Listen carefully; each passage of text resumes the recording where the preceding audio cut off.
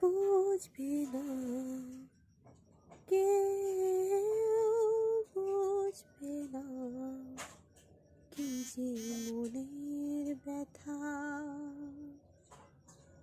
অন্ধখনির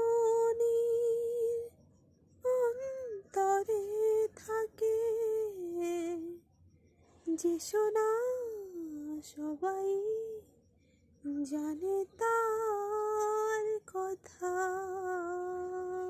খুঁজবে না, কেউ খুঁজবে না মনের গভীরতা।